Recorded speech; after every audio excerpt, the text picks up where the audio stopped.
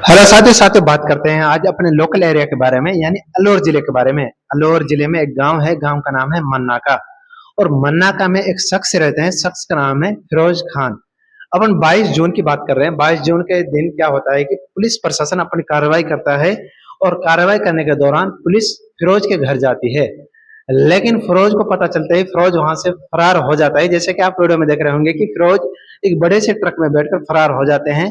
हालांकि पुलिस ने उसका पीछा किया लेकिन वो हाथ नहीं आया। बाद में पुलिस प्रशासन अपनी कार्रवाई करते हैं। कार्रवाई करने के दौरान पता चलता है कि उसका जो घर है यानी फिरोज खान का जो घर है वो अवैध रूप से सरकारी संपत्ति यानी सरकारी जमीन पर बसा हुआ है। जिसके बाद प्रशासन कार्रवाई करता है। कार्रवाई करने के दौरान बुलडोजर के द्वारा उसको घर को गिरा दिया जाता है, जैसा कि आप वीडियो में देख रहे होंगे। तो उसके घर के आसपास भी 2-3 घर और गिराए जाते हैं, जो कि बताया जाता है कि ये भी अवैध रूप से बसे हुए हैं।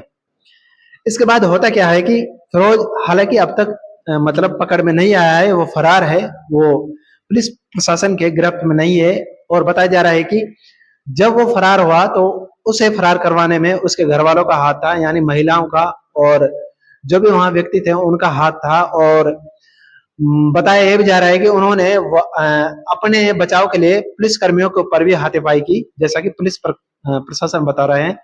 लेकिन बाद में पता चलता है कि पुलिस कार्रवाई करते हैं। कार्रवाई करने के दौरान पता चलता है कि उसके घर अवैध रूप से बसे हुए हैं, जिसके कारण उसके घरों पर बुलडोजर चला दिया जाता है। अब बात करते हैं ये मैटर कहां से स्टार्ट होता है और फिरोज खान किस वजह से पुलिस प्रशासन के गिरफ्त में, मतलब कहने का मतलब उसके ऊपर क्यों कार्रवाई की गई। तो अपन बात शुरू से करते हैं। तो क्या हुआ कि अभी 22 जून के दिन फिरोज खान ने एक सभा का आयोजन किया था, जिसमें उन्होंने हर्ष शिकारा को इनवाइट किया था और टीकाराम जूली को भी इनवाइट किया था। हर्ष शिकार आने वाला था। हर्ष शिकार आने वाला था और कल उसको सुबह मना किया गया। किसने मना किया? आज सुबह ही मना किया, आज मैंने मना किया था उसको। इस तरह से उसको सारी घटना बताई। तो उसने बताया कि मेरे पास भी कल फ़ोन आया है एसपी साहब अलवर से। अच्छा। और बोलते हैं कि भाई अगर आप यहाँ आओगे अलवर तो आपको मैं गिरफ्तार कर लूँगा। उसके बाद उसने हमें बताया कि ऐसा फ़ोन आया। फिर मेरी एक अधिकारी से भी बात कराई उसने। किसने बात करवाई? नंबर दिए थे हर्ष शिकारा ने ही, और अधिकारी कोई CID से बन रहा था। वो कह रहे थे कि आप ऐसा प्रोग्राम क्यों कर रहे हो, क्यों, क्या जरूरत है। तो उनको बताया सामाजिक प्रोग्राम है और ये हम अलवर में करते रहते हैं, कोई पहला प्रोग्राम नहीं है। हर्ष शिकारा को हमने पहले भी बुलाया था। तो फिर उन्होंने फ़ोन काट दिया। अच्छा, तो उस बीच में जब आपकी उस अधिकारी से बात हुई, उस संदर्भ में ये बात आई कि भाई इस पे कोई मुकदमा चल रहा है? नहीं, उसने कोई मुकदमे की हमें कोई बात नहीं बताई। फिर वो प्रशासन का जो अधिकारी था वो मना क्यों कर रहा था हर्ष से आने के लिए? अब वो समझ में नहीं आई। अभी हर्ष भाई से दोबारा हम बात भी करेंगे। बात हुई थी, टीकाराम जूली भी आने वाले थे इस कार्यक्रम में, वो भी मुख्य अतिथि हैं। टीकाराम जूली मुख्य अतिथि थे और कल सुबह उसने एकदम से मना कर दिया आने के लिए। क्यों मना कर दिया? अभी हमें कारण का कुछ नहीं पता। फिर भी कोई पुरानी रंजिश की वजह से या गाँव के लोगों ने मना किया हो? ऐसा तो कुछ नहीं, बाकी नहीं मालूम इस चीज़ का तो, लेकिन उन्होंने मना कर दिया। जब उनका नाम लिखवाया गया था तो उनसे परमिशन ली गई थी? हाँ। तो हर्ष शिकारा भी आ रहे थे इस सभा सम्मेलन में, मतलब जो सभा आयोजन की थी इसमें टीकाराम जूली भी आ रहे थे। लेकिन पता चलता है कि कोई मुद्दा या कोई मामला उसके ऊपर केस दर्ज था पुलिस में। तो पुलिस वाले आते हैं फिरोज को पकड़ने के लिए। फिरोज वहां से फरार हो जाते हैं। बाद में हर्ष शिकारा को मना कर दिया जाता है फोन के द्वारा कि ऐसा ऐसा हादसा हो चुका, आप मत आना। उसके बाद टीकाराम जूली का खुद का फोन जाता है कि मना कर देता है टीकाराम जूली जी, वो भी मना कर देते हैं जाने के लिए, वो खुद मना कर देते हैं। अब ये नहीं बताते कि क्यों, मतलब क्या कारण है इसके पीछे।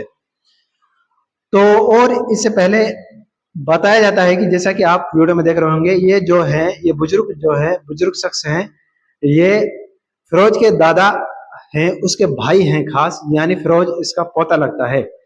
ये बताते हैं कि हमने इसका आज से 50 साल पहले इस जमीन का पट्टा निकलवाया था तहसील से, जिसके ऊपर हमारा घर बना हुआ है। सिंह मेरा नाम। क्या ये जो फिरोज है क्या लगता है आपका? मेरा फिरोज है जो पोता है, छोटा भाई का। छोटा भाई का लड़का? छोटा भाई का पोता है, वो छोटे भाई का पोता है। पोता है तो मेरा भी पोता ही लगता है। ये है बरोबर बात। तो ये जो जिस पे लिखा हुआ है सरकारी जमीन, इसकी रजिस्ट्री है आपके पास में या फिर आपके पास पट्टा है? हमारे को पट्टा मिला इसका तहसील से।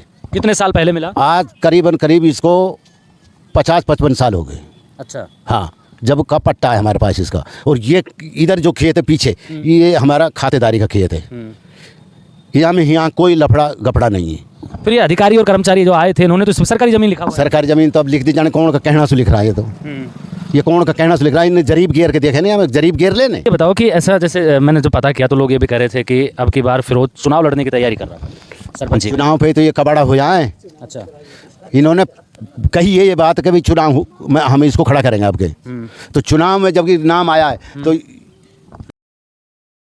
किसके में? गफूर की में। अच्छा इसने इस केस को इसने उठवाया है। अच्छा। और ये सट्टा वाला है वो रात और दिन इसके घर रहता है। किसके घर पे रहता है? गफूर के। अच्छा। इसका दोस्त है, इसके 24 घंटे इसके पड़ा रहता है। और यही बदमाशी इनसे, यानी कोई धमकी भी ना दी। ये सब बकवास है, झूठी बात है इनकी। कोई धमकी ना किसी को। अच्छा तो ये फिरोज कब से तैयारी कर रहा था इलेक्शन की? हाँ। अरे अभी 5-7 दिन से जब से आया जानना से आया है ना जानना से, जब ही सुनी हमने बड़ा बड़ा बतावे ने हम तो उर्ल बनाए कि भाई